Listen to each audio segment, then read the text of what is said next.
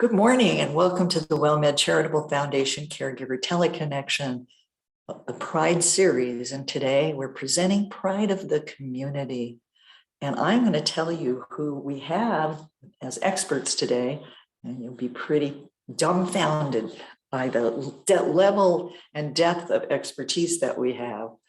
Lucy Barylak has a master's degree in social work from McGill University. She's presently working as a consultant for a health network in Montreal, Canada, but she's been involved in various research projects and has published numerous articles related to caregiving issues. She's lectured at several universities and colleges on innovative approaches to caregiving and presents annually at international and national conferences. Lucy's also a consultant for a private industry in the United States, including her work with the WellMed Charitable Foundation and their clinics in Texas. On a personal note, Lucy would like you all to know that she was a caregiver for her mother for 10 years. And we have the illustrious Dr. Elliot Montgomery Sklar. He is an associate professor of healthcare sciences at Nova Southeastern University in Florida and brings more than a decade. Oh, it was 15 years last time. It's really 20, but I think it's saying 10. You don't want people to know. Touch of hair color and a few years shaved off. He's got more than a decade of experience in public health.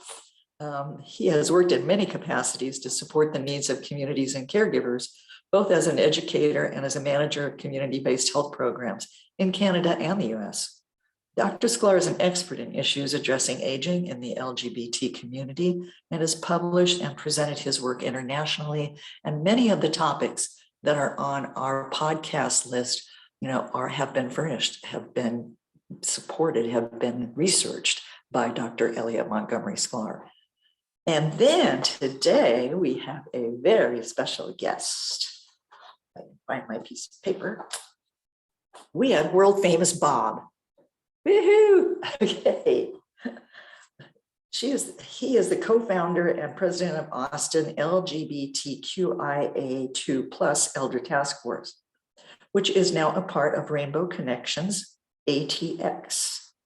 And I know we'll be hearing what that means. A non-binary performing artist and event host that has traveled the globe for the past 25 years. You look like you're 25 years old, Bob. Is also an ultimate self-confidence coach and fierce advocate for the LGBTQIA2+ community, with the focus on the inclusion of elders as a valuable resource. Never heard it put that way before. I love that. Their public lectures on confidence have been offered at several universities, as well as the Body Love Conference. Bob has also been a guest lecturer at NYU on gender as performance for 12 years. Bob combined her passions and brought them to her position as program coordinator in the Midtown location of SAGE. And for those of you who haven't heard about SAGE before, that's a national advocacy and service organization for the LGBTQ+ elders, created in New York City in 1978 by elders in that community. Now, they moved to Austin in 2017 with the vision to help organize an Austin SAGE affiliate in the hopes that the magic and love created in New York City SAGE could be brought to life in the greater Austin area. Through the help of a friend, Bob found the Austin LGBT Coalition on Aging, and Bob is still a member, and in that group found other people who also knew of the value of SAGE and formed Austin LGBTQIA2+ Elder Task Force, whose sole mission is to realize a thriving Austin SAGE. And with that wonderful introduction for Bob, I would like to turn it over to you, Elliot. Hi, thank you all so much for joining us. And thank you, Evelyn, for those amazing intros. World famous Bob, we are honored to have you with us today. And since we last spoke, I think it was back in January, you've had some moves and now the transition to Rainbow Connections ATX. So can you just tell us a bit about where you're at now and the organization that you're representing?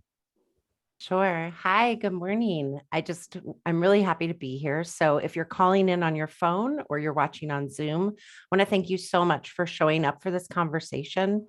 I want to thank Evelyn, Lucy, and Elliot for inviting me to this conversation. When I'm not on stage, I go by Bob. So simply Bob. If you're wondering why do they have people call them world famous? That's my legal name. So I changed it to match my stage name. So my legal first name is World, my legal middle name is Famous, and my legal last name is Bob. But off stage, I just simply go by Bob. My pronouns are she, he, they. And to answer your question, yeah. So I think that's all my intro stuff, right? So as my intro mentioned, I did fall in love with Sage as a fallen queer, and then later as somebody who had a queer turnship, an internship, if you will, and then later somebody who was hired there to be a program coordinator. So knowing that there's a thriving SageNet affiliate program, I carried that flame of magic here to Austin, Texas, and looked for people who might want to share the mission with me of creating a Sage affiliate. We have been working on that for the past 5 years. And a few months ago, we've been working closely with Sage as well. Obviously, the affiliate process is very extensive. A few months ago, we had a conversation with Sage. We knew that they were reforming their strategic plan with the affiliate program, and they let us know that. And through the research that they did, they decided to actually end the nationwide affiliate program and not end the partnerships with those organizations or those cities or towns, not pull out support or withdraw resources, but to end the formal affiliation program. There are 3 Sages from the 90s that are grandfathered in, and of course, the 5 locations in New York City proper that will remain Sage. And it was a little bit of a blow, to be honest, because I was so excited and I'd visualized the doors of Sage opening here so often in my mind to keep me going, doing this community organizing work in my spare time between jobs, whenever I could squeeze it in, and just really believing in the mission. And the more I looked around in Austin, the more I realized how much this was actually needed. We met with Sage and they let us know that the affiliate program was not going to happen. So there would never be a Sage in Austin, Texas. And we had started working part of the benchmark process to become an affiliate, which was a great blueprint for creating what we're in now.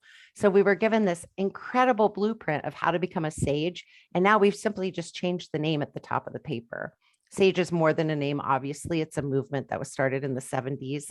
And I have that fire within me and I can bring it to the new organization. So when they told us part of the affiliate benchmark process, we became a nonprofit ourselves, a registered nonprofit, Austin LGBTQIA2+ Elder Task Force. And we needed to have a parent nonprofit because as a very, very small 4-person nonprofit, we didn't qualify to receive and handle any funding for Austin Sage. And so Family Elder Care had reached out to us 3 years ago. They reached out to me because of the programming I was doing in the community. And they had a program called Ageless that they were looking to incorporate more into their services to serve the LGBTQ+ older population here in Austin. So they called me in and we had a meeting and we started for the past 2.5 years. We've been working with them in a great relationship for them to become our parent nonprofit. When Sage announced that they would no longer have an affiliate program, Family Elder Care had already applied for a grant to the Moody Foundation to finance the first 2 years of Sage Austin. And the day after we spoke to Sage, Family Elder Care called us and said, "We got the grant. We can open a Sage."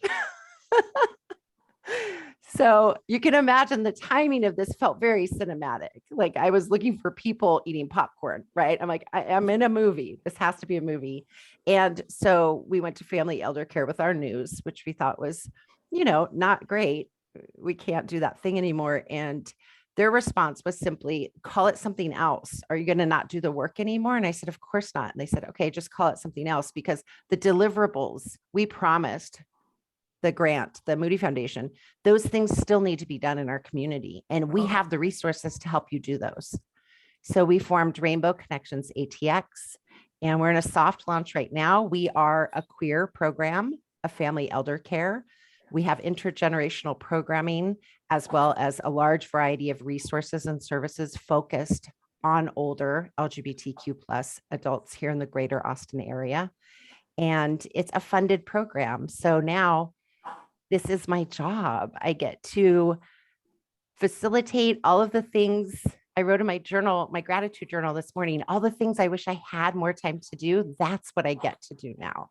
So I'm just really excited for this new venture, and we'll have our official launch in October, but of course it's June. That's why we're here today. It's Pride Month, and we're already out there making magic happen. Congratulations. That's so amazing. Thank you. So if you want a job that doesn't exist, all you have to do is find other people who think it's worthy and then do it for free for 5 years and then sell it to somebody. And then sell it to somebody and then have them agree and then have them say you can't sell it anymore and then find somebody else who wants to buy it anyways. And then you're good. You should write a handbook. What does ATX stand for?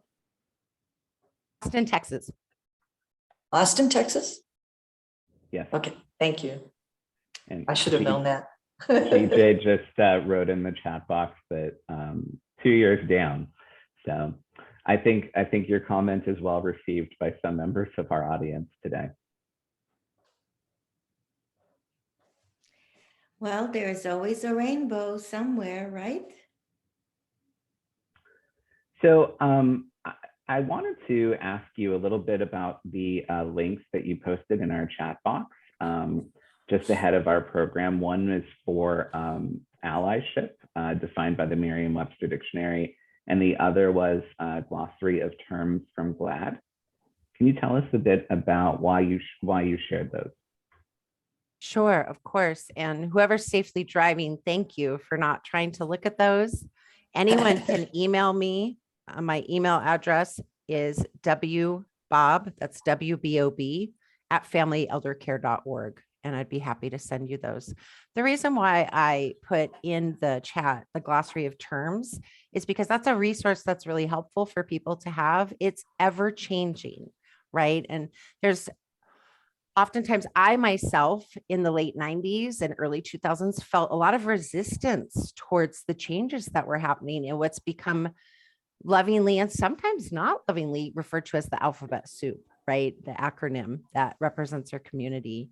And through younger chosen family members and my drag kids and the people I choose to hang out with that are 20 plus years younger than me and have in my life, I was shown different perspectives of why those things are important. And I think that's a really huge gift that hanging out with people younger than me gives me. And I also am a big advocate of hanging out with people a lot older than me as well. Pardon, hold on, I'm just gonna clear my throat, so sorry.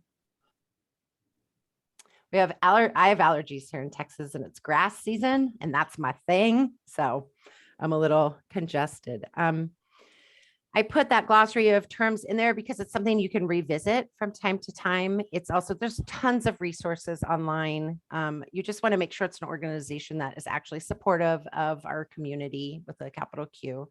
And I put that in there so people could have a resource for themselves to look at a later time so they don't have to sit and try to take notes or memorize anything that I might be talking about. I also put the definition of ally in there because allies are really important. We cannot do this work alone, just as in fighting racism.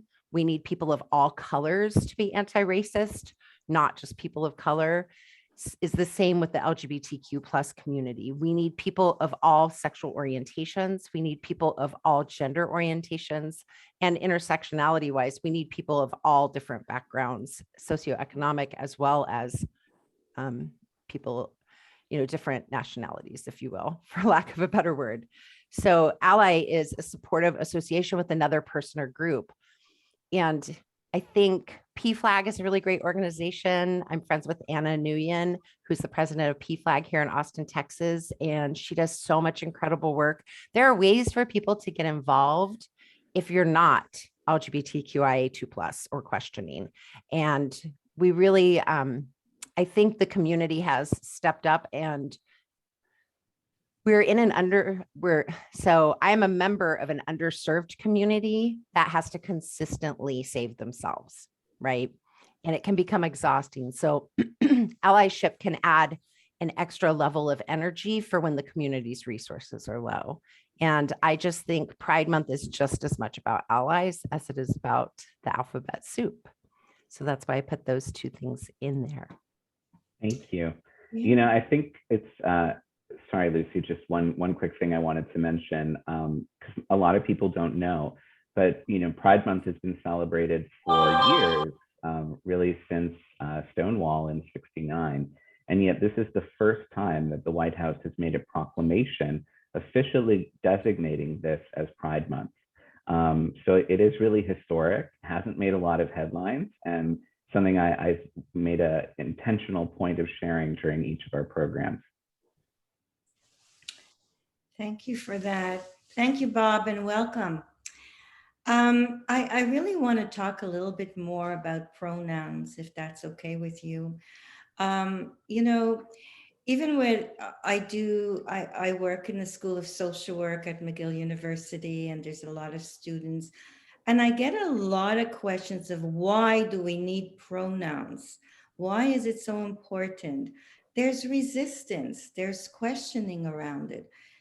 Some people feel uncomfortable when they're even asked, what is your pronoun? Like, whose business is that of yours? What do I have to tell you?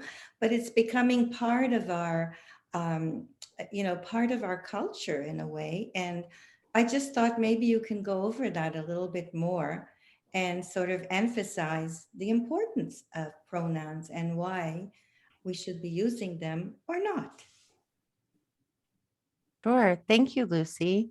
I think it's really natural. I mentioned earlier that I had some resistance as a member of the community when people started adding the Q and saying queer.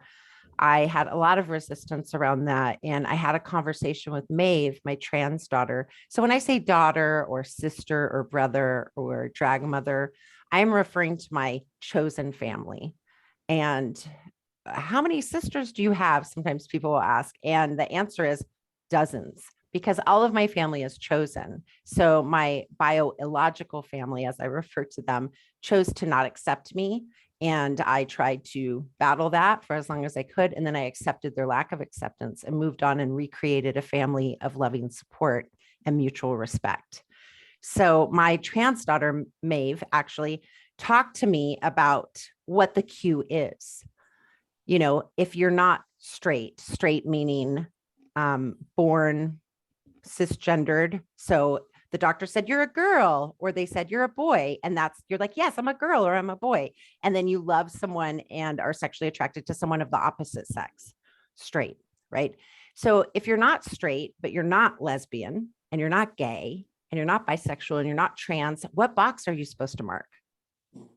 Right? So those are very specific things with very specific definitions. And there was room there for people who didn't have a space to go. And we can get into definitions a little bit later. I bring that up as just an example of my resistance. And when they explained it to me, when she explained it to me, I thought, oh, so you're not trying to replace the work we've done. You're adding a layer to it. You're creating more space for people. You're making it more welcoming. And she said, yes. And I said, so if the queer community is like a 7-layer dip, right? Like a 7-layer dip at a party, we only have this many layers and this generation is adding a layer. And she said, yes. And I know there's a lot of resistance around that word and we can talk about that later. And that's very valid. The pronoun thing is similar, right? Sometimes, yeah, I'm definitely going to look in the chats after I talk about pronouns. So I brought up the queer thing just as an example of my personal resistance. I am an activist in this community and I had personal resistance. So I just want to highlight that personal resistance is not a judgment. It doesn't mean we don't want to grow. It doesn't mean we're bad people. Change is hard for humans. Change is really hard. And no matter how progressive or liberal or involved in the community we think we are, there might be a time when we are challenged. And it's really good to know that hey, that might be in my future. I might be challenged by something. What can I look at? Who can I talk to help me work it out versus just having it create defensiveness which closes us off and isolates us and creates infighting, and that weakens us, and we already need each other enough. So pronouns, it's similar. Pronoun, so our country, I can only speak for the United States, it's the only place I've lived. Our country is really set up on heteronormative principles, right? It wasn't until recently that two people of the same gender could get married. So that's on a form. Are you married? If you fill out a medical form, it's very anxiety causing for me to fill out a medical form because it'll say male, female, there's no non-binary. And then if I write in the other, I'm nervous that my insurance won't cover a procedure because it's typically my insurance tried to fight. My insurance had to be sued to cover my hysterectomy because I was assigned female at birth. And my name is Bob. And they said, men can't have hysterectomies. And I said, they can actually, but I'm not here to teach you all of this.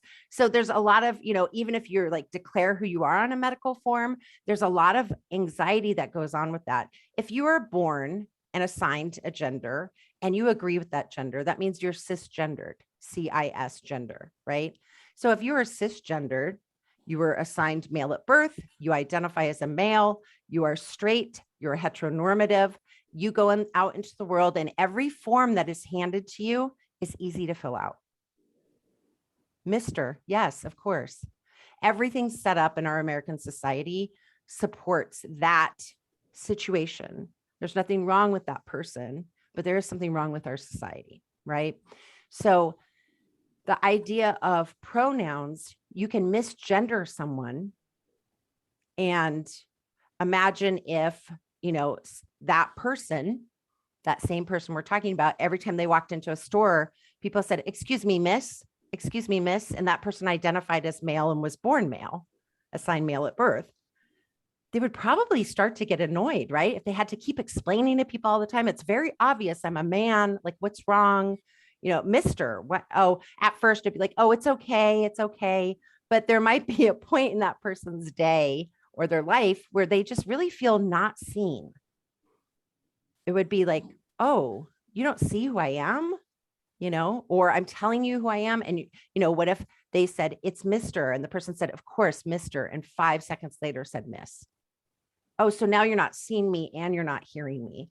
I say hearing us because it's important, because looks do not tell the story anymore. That is an old, I'll just refer to this person as what I think they look like. That's a trap. That's like a like a personal trap. Don't let yourself get into that, right? So in the 80s, that's how my queer community identified. If you were a femme, we called you she and her and girl. And if you were a butch, we called you he, maybe they, right? That doesn't work anymore. So it's not just about people not being seen, it's about people not being heard. So I think people who have resistance around that, I can't speak for everyone, but to try to understand a person's experience day in and day out when they're being misgendered, right? And the inconvenience of going past two genders is only an inconvenience for people privileged enough to live in a world where those two genders were enough. If that system worked for you 100%, congratulations, you're privileged. And the number one sign of privilege is not realizing you have it, right?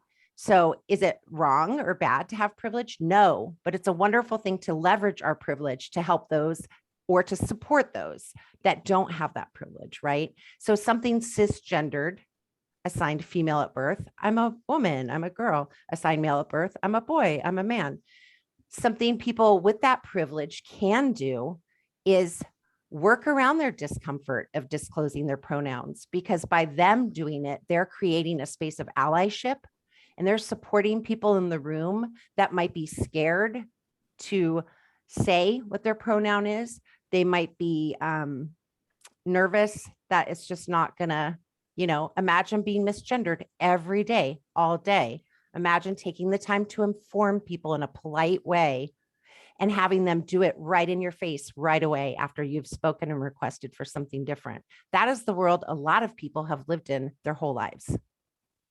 And we're at a place as a society, in a community, because of all the people, our ancestors and transcestors, who have worked so hard, some of them given them their lives for our community to have these freedoms, we're at a place where people who haven't needed those freedoms are starting to feel uncomfortable.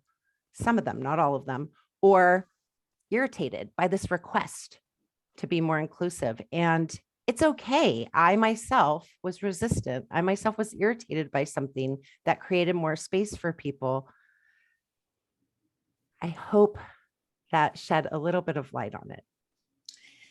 Yes, you have. I mean, we've talked about that before, and I think it's, as I said, it's only been in the last 2 years that it's kind of become so much more evident because of being in the School of Social Work and having supervising students and being made aware of that. And so I think it's something that's going to become much more part of our society as we go along. And there'll always be resistance because there's always resistance to everything. Change is not easy. And you can have different arguments, So if we're in a room and everyone's sort of saying their pronoun, you then ask everybody's religion, or affiliation. So we have to be very sensitive to that. And so thank you. Thank you very much. You've explained it extremely well. You're Just so wondering, sorry, if there was any questions from our audience or any comments that they wanted to make. I just wanted to comment really fast on the religion thing, Lucy. So when you walk into a store here in Texas and somebody greets you, they go, "Hi, ma'am," don't they? I mean, in Texas, they go, "Hello, ma'am. Good afternoon, ma'am." They don't stop and go, "Wait, what religion are you?" Right. Hi, Jewish person, hi, Christian, hi, Baptist. So I think we're really not at risk for everyday low level social interactions to involve a resume. I think pronouns is, I don't think it's a gateway to having to hand somebody a resume when you walk in a room. I totally agree with you. Thank you for that. Kate, you have your hand up. Okay, I'm hoping you can hear me if I just click the unmute. Yes, we can. Awesome. Bob, I would love to hear your thoughts about speaking to folks who don't recognize their privilege, or I'm thinking of, folks who are cis, folks who are white, but are still members of the LGBT community, or if you say like, "Oh, you're privileged," they're automatically like, "Well, no, I'm not. I'm a gay man. I'm a lesbian. I'm married to a trans person," something like that. Like, how do we speak to folks either within our community or outside who are privileged in some respects, but not others? I hope that makes sense. Absolutely. I'm not an expert by any means on any of this, right? I am a 50-year-old queer person that's non-binary, and I'm an activist and a community organizer. I think whatever part of the community you're involved in, bringing that conversation to your community is a really powerful thing, right? So if you have this question, where are you calling from? Where are you participating from? I am outside of Chicago. This is the person who you're going to do bingo for on the 28th, actually. Oh my gosh, I'm so excited. I'm so excited. All right. So there's a lot of really great organizations, right? Austin Justice Coalition is a really great BIPOC organization here in Austin. If you're part of a community or an organization or a business and you want to engage in this conversation, there are nonprofits. There are people who present on this subject matter. And it's very important that we have those people in the room. It's very important that we engage instead of sitting in our own little bubble, right? Here's the Zoom screen. Here's the Zoom screen. I'm going to tell you how to do it. I don't know how to do it. I don't know how to talk to people who don't recognize their privilege. I know what worked for me when I didn't recognize my privilege, and I could share my personal story. Having a facilitator with that experience or reaching out to a BIPOC organization, I think is a really powerful way to expand that conversation versus, well, I heard this or I heard that. And just engaging, if you are listening and you're like, I'm not a nonprofit, Bob, just having this conversation, having your friends over for tea and saying, let's talk about privilege. When was the last time we had a conversation about privilege? Here's the definition for privilege. Let's all make a list of privileges that maybe we have that we didn't realize, or a time we realized or were shown a privilege that we have. And just having that group conversation as friends, right? Or having a Zoom with people you love across the country and saying, let's talk about privilege. I will share the first time I realized I had privilege. First of all, anybody right now who can hear my voice, who can walk into a room, you're mobility privileged, right? I'm going to start there because that's what made me realize my privilege. I was speaking at a panel at a college, in a community college in New York City, and it was a 20-person panel on what does a feminist look like. And it was a beautifully diverse panel. There were people of all genders, religious backgrounds, socioeconomic. It was just really, really wonderful. And I was there as a burlesque star, which is one of my careers. And I came dressed as Marilyn Monroe and all the trappings of a blonde bombshell. And I sat up on stage and I was really excited. And I was like, yeah, this is what a feminist looks like. Don't burn my bra. I won't be able to walk, like that kind of thing. And the person sitting next to me, so I left home at 15. I was homeless on and off until I was 25. I was a sex worker from 16 to 25. I dropped out of school in 9th grade. I have this really, really colorful and huge struggle in the beginning of my young adulthood story. And I had not finished my high school diploma at this point. I went back to high school when I was 40 and got my diploma, and I'm flying to New York City in a week to walk for my college graduation for my degree in gerontological studies. And I'm sitting up there. Thank you. I'm sitting up there at a community college of all things. It's not like I'm at Yale where I've actually spoken. And the person sitting next to me on the panel starts talking about privilege. And in my head, I'm going, yeah, tell them about privilege. Because in my head, they were privileged more than me because they were in college, because I had this story attached to why I couldn't go to school. Right. And at a community college, which is not lost on me. But at the time, I was just really stuck in my privilege. And then she said, if you could walk into this venue today, you have privilege. And it just threw lights on in every room in my head that I didn't even know the rooms were there. And I turned to her. She just called me out. I was like, wait, what?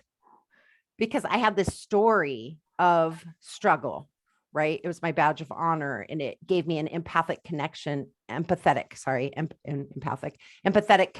to other people. There's a lot of value in the struggle in my story, but it's not the whole thing. And I was so glued to my story of struggle that I could never be a person that had privilege unless it was like privilege of really good friends, because I knew I had that. So when she started talking about how anyone who just walked effortlessly into this room has a privilege, do you have to think if a place is accessible before you go to it? Do you have to think, does this store have a wheelchair ramp? Before people say it's illegal not to, it's not true. There are historical buildings that don't have to be up to code depending on where you live. Whenever I visit another city or country and I teach my workshops, it's in my contract that the building has to be accessible or I won't teach there. But I didn't have that in my contract before this person turned that light on in my head. And I just remember sitting there and going, oh my gosh, I am privileged. And that was just like the first step into that conversation for me. So I bring that up because the first sign of privilege is not realizing we have it, right?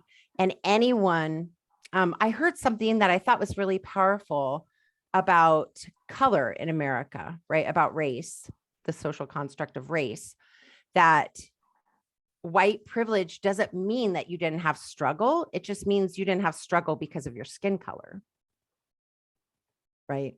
That wasn't the reason for your struggle. It doesn't mean that you haven't had a hard life. It just didn't happen because you were white. It happened for other reasons. And that was really helpful for me. And then the whole trans women of color being the pioneers of our movement of pride. I want to invite people to go on YouTube and look up Sylvia Rivera on stage, Gay Pride, New York City. She was booed off stage by a group of gay people, specifically gay men, booed off stage. Sylvia Rivera was Marsha P. Johnson's best friend. And these are two women of color that are pioneers in our movement. Marsha P. Johnson, pay it no mind. There's a great documentary about her. and Sylvia Rivera, and they started the STAR, Street Transvestite Action. What's the R for? Oh my gosh, Elliot, tell me. You're muted. Resistance, I think. Yeah. And I'm using old terms. They created those terms. So, before anybody tries to clock my tea, they started it. So I volunteered. I moved here from New York City at Sylvia's Place. Sylvia's Place was a basement in a church in Manhattan that if a queer young person knocked on the door at 2 a.m, they were given a place to sleep. Right? Because Sylvia Rivera was homeless for decades. And Sylvia and Marcia got an apartment together to house young LGBTQIA2 plus people. And Sylvia's on stage being booed by gay men. So that's why I like to invite people and encourage people to, especially in our community, to really have patience with us. Have patience with me. I'm going to ask my community, have patience with me. I'm not going to get everything right. I'm not going to cross all my T's and dot all my I's, but it doesn't mean my full heart isn't here. And when I feel resistance, it's usually something in me that, am I losing power? Should I have had this power to belong with? Right? So to speak softly with ourselves and with each other, because we really need the strength of our community. We really need that. And I feel like knowing our ancestors and transcestors is a great way to personally connect to that. And watching the video of Sylvia being booed off stage is really painful. And I would invite any person who identifies as a gay man to watch that and then to research who Sylvia Rivera is. And there are going to be people who don't want to have that conversation. And, just we can love them anyways. But the people who do want to have the conversation, I think researching is just really, really important to know what our community has been through and why it's so important that we stick together instead of correct each other endlessly. For those of you online, I just want to say, Elliot does this spectacular job of sending out resources. And when you're talking about, looking up different agencies or people who are involved, he has so many of those on his list. And we can work together, maybe Elliot, and add the ones, that she just talked about, because personally, I'd love to have those. So, absolutely. Our resources are always evolving, just like our terminology.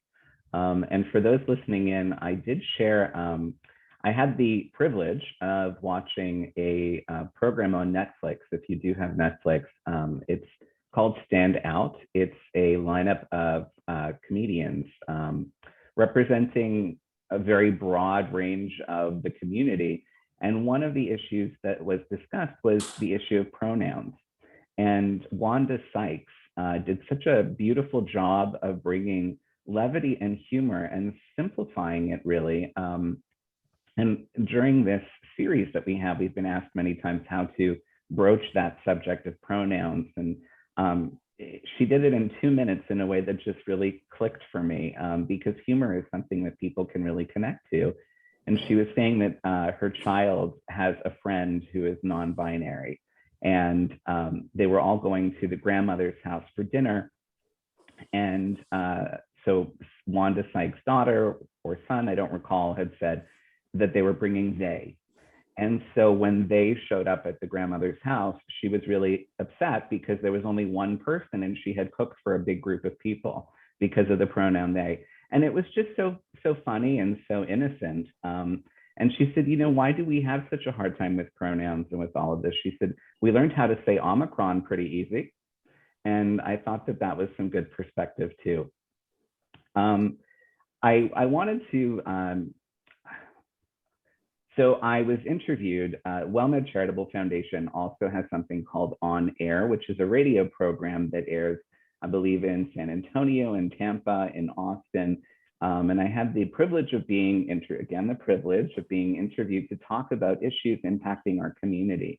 And this month, given that it is Pride Month, it was important for me to share what I shared today about the White House proclamation, which is very important.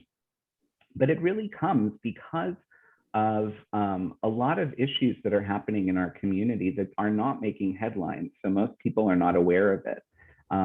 But, you know, on Saturday, 31 members of a white supremacist group called the Patriot Front were arrested in Idaho, where they had allegedly planned a riot to disrupt a Pride event. Those arrests came hours before a group of Proud Boys, who are the far-right militia, disrupted a children's book reading in San Lorenzo, California, given by a local drag queen who's also a social worker. Concurrently, Baptist ministers in Idaho and Texas have gone viral in social media recently for calling upon the government to execute gay people. 3 people were assaulted as they left a Pride event in Salt Lake City last week, and Pride flags in Boise, Idaho were vandalized. So we still have a long way to go. There's also a lot of concern now in our community about gay marriage. And that was something, Bob, that you had brought up as being, you know, relatively recent, and it is. It's only 7 years now that we've had the ability to get married. And there is concern for good reason, because the right for us to get married is part of the same 14th Amendment of the Constitution as is the right to have an abortion because of the Roe v. Wade ruling. So because both of these things deal with individual privacy, they're part of the same amendment in the Constitution. So Bob, you've talked a lot about advocacy, which I think is so important for allies, for us as community members right now. And I just was curious, from your perspective, what are some of the big issues that you're seeing among seniors in your community? Thank you so much for asking. And thank you for sharing all of that. It was with a heavy heart that I heard that. And it's with a lightness in my heart that you shared the White House proclamation. I didn't know that, right? So that's why talking to other people is so important. So thank you. I can't wait to spread that good news. So the city of Austin did their first last year, the year before, I think it was 2020. Anyways, pandemic brain. The city of Austin did their first LGBTQ plus quality of life study ever. Right. And the results of that showed that housing is a big issue. And this wasn't specifically just for older people, but it was for the larger queer community, that housing was a big issue. And we've done, as Elder Task Force, now Rainbow Connections ATX, we've had our own focus groups and we've taken our own surveys. And the number one thing is housing, and the number 2 thing is social isolation. That's the feedback that we've been getting. And I think the pandemic presented, which is still happening, presented a lot of barriers, and it also presented a lot of opportunities. So some of my friends who have mobility issues or chronic illnesses said, oh yeah, when everything locked down and went online, the people who were affected by that, like their lives changed by that, all of a sudden they were sitting where we sit all the time. And I was like, there's my privilege again, right? So you could watch anything on Zoom. You could go anywhere on Zoom. You could watch on YouTube. You could watch on live links. I watched an opera in Paris, live, that was being streamcasted because there was no audience. And they thought, oh, we're just going to give this to the world live. So all of a sudden, that social isolation is what I want to address, because that's my passion, is to create authentic connection through community. And the isolation that the pandemic created for most of us was already there for some of us. And so what I've taken away from that, and what I've heard from other people, older adults that have participated in my programming that I create, is that they don't want that to go away, right? They don't want to all of a sudden be left behind again. So what I've done with Rainbow Connections ATX is I've continued to create online programming as we go into person. I'm going to look at my calendar because I have a Zoom social hour, and I'll have to get the date when somebody else is talking. So we have a Zoom social hour once a month. Family Elder Care, Rainbow Connections ATX has Lifetime Connections Without Walls, which is a phone-in different things. There's cultural events, there's art classes. Some of them are video and phone in. You can get art supplies mailed to you. There's a whole catalog of programming from educational to health related to spiritual even. So I think it's really highlighted the social isolation that the older people in Austin, Texas, greater area have experienced. I'm looking at that. How can we alleviate that? How can we create space for safer connection through a multifaceted lens now? How can we reach people geographically? So I tend to rotate our events. Austin's a pretty wide area, especially if you don't have a car. It's a car culture place. So we tend to move our events to different neighborhoods each time. And we make sure it's next to free parking. We make sure it's next to public transportation. I check in with the older people that attend our events. I call them, hey, do you need a ride? And I put my drag kids to work, right? And I facilitate rides for people who might be recovering from a fall or something, but still want to get out safely. Do they need assistance? Do they need somebody to help them get to an event safely? So social isolation is the number one thing. Cost of housing, I think, is a nationwide problem. I think most people would just nod their head to that. Some harder than others, maybe.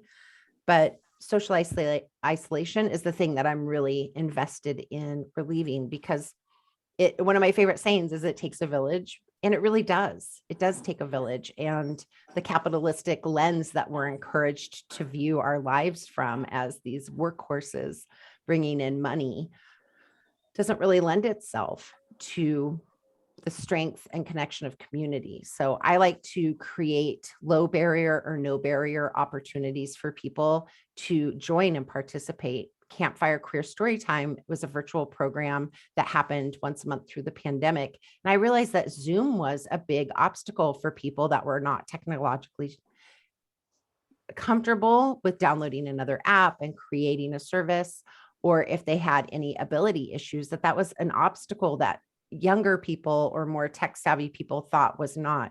So we did our programming through a YouTube link, which I thought was a lot easier. Just click on this YouTube link and it'll take you to the theater that's sponsoring our event, and then you'll be a part of it.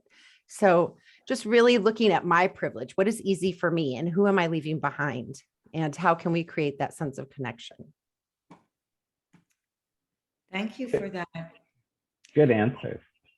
Excellent. I do want to say, Bob, prior to when you were talking about pronouns, I want to tell you that you really touched my heart in what you were saying. It's, I think just the whole idea behind being sensitive and acknowledging people is so, so important. One of the things that Elliot and I will be doing in the near future is training healthcare workers. And we feel very strongly that there's a tremendous need there in education, not just education, but information about exactly what you were talking about when you touched my heart. So what do you think aging providers nationally can do to be more inclusive? I think it's really, I think it's hard for people to imagine not feeling included when they always have been, right? So the emotional labor of inclusivity is done by the community that's not being given it. And I just keep thinking of my trans daughter who's chronically ill and would have doctors literally ask her what she thought of Caitlyn Jenner in the middle of an examination. Was told things like, you should wear your hair down, prettier girls get better quicker. Just these are people with medical licenses. So she's not an older person. I can't imagine an older trans person having to deal with, first of all, a lot of the trans women in my life are older and they didn't transition until their marriages were ended and their kids were grown up and their parents had passed away. So Glenna, my little sister's in her 70s, and she's my little sister because she transitioned through coming to our events and feeling safer to dress more and more feminine, and then walked in one day and introduced us to her new self. And now she's my little sister because I watched her grow up. So that's how it works. And I can't imagine the challenges, right, that she's probably having to deal with, or the resistance in the medical care profession. Also, as our community ages, oftentimes they're pushed into or need the help of and seek out long-term care facilities. A lot of long-term care facilities are sponsored or organized by religious organizations. And through that process, a lot of people who lived out and proud their entire lives are forced to go back into the closet because they have no other options. The percentage of people in our community that don't have the biological family support that is expected by so many people, right? Oh, my kids will take care of me. Or, when it's important for me to say not all LGBTQIA2+ people have been pushed out of their families. There are really incredible, loving families. I have friends who are in our community that come from them. PFLAG is a great way. If you're listening and you're like, oh, I have a cousin that's gay, or my daughter's trans, PFLAG is a great way to just get organized around that and to help protect the minute liberties that we've fought so hard for that are in extreme jeopardy, as Elliot pointed out. I think as healthcare providers, as any type of service provider, right? Even if you are welcoming, even if you are informed, even if you are accepting, is your clientele, are the residents of your facility. So training the people that work at your facility is a really important step. And Sage Cares is a training program, and they do that nationwide, and you can reach out to them. They have a resource map. So you're basically added to a resource map. So if somebody called Sage and said, I have an uncle in Ohio who's gay and has a husband, and they want to move into a 55 and over facility, right? Like a retirement village or whatever, but they don't want to get weird looks if they hold hands, then Sage can say, oh, this one actually went through our training. Their staff received gold level training. So it's a way to create a new culture. It's not just saying, okay, we want the money from the gays. It's not about that, right? Or like, yeah, we'll put up a flag. How are we as institutions? How are we as organizations? How are we as nonprofits? How are we as healthcare providers, mental health care providers, any type of resources and services, social worker, counselor? How are we not just being welcoming and inclusive, but also how are we creating space of understanding, shifting the culture that's present? Why do these trainings have to exist? They have to exist because in all of Texas, there are only 4 long-term care institutions that are part of the Long-Term Care Equality Index that have received the SAGE training that you're speaking of. So that's why we're here. And actually, our session next week, our program will be joined by Bruce Williams, who worked in the long-term care industry his entire career, and will be speaking with us about how long-term care can be more inclusive. Ooh, I'm tuning in. I'm tuning in. and Bob, any resources for your social hour and other things? Kate, I know you're listening in as well. And GJ, that you would like us to share with our network, please email me, because we can certainly send that out along with our resources for today's program. Okay. And as always, Bob, I want to thank you so much for your candor and just for being so authentic and so open. Thank you. Thank you so much for having me. I feel the same way, Bob. Thank you so much. I learned a lot from you. Thank you. I learned a lot too. Yay, White House. and the cherry, I guess, on the news is that public opinion polls do show that 70% of people in the US support gay marriage. So despite whatever challenges may be, to come, that's a much higher percentage than it was a decade ago at only, I think, 50%. So yeah. What a fabulous presentation. Thank you so much for all of you, especially our caregivers, and Bob, Elliot, with all your information, Lucy, with your heartfelt sharing. I want everybody to know that you will receive the resources in a couple of days with the post-session questionnaire. It might take us a day or two to put all those together since I think we have some new ones, or at least I do. And if you're not registered for the session, if somebody just gave you this number, please call our customer service representative and get registered. And that number is 866-390-6491. You'll not only get registered and receive these resources with the post-session questionnaire, you'll also get the monthly calendar, which we have so many really wonderful things planned for the future, as Elliot talked about, and there are many more. I'd love to have you join us for those. I feel like you did a fabulous presentation, Bob, as always. I just liked it so much. I learned so much. And I want people to know that the WellMed Charitable Foundation has supported not just this Pride session, but several Pride sessions over time. And I want to thank them for their willingness to support the community, build community, grow community. So thank you all. I'm going to stop the recording now. Really appreciate everything. And I want to know, JG, if that is a photoshopped photo of you. Okay. Talk to you soon. Bye-bye. Bye, everybody. Thank you all so much. Thank you, Bob, again. Have a wonderful day, everyone. Thanks. Thank Bye. you. Thank you. And happy Pride Month. Yes.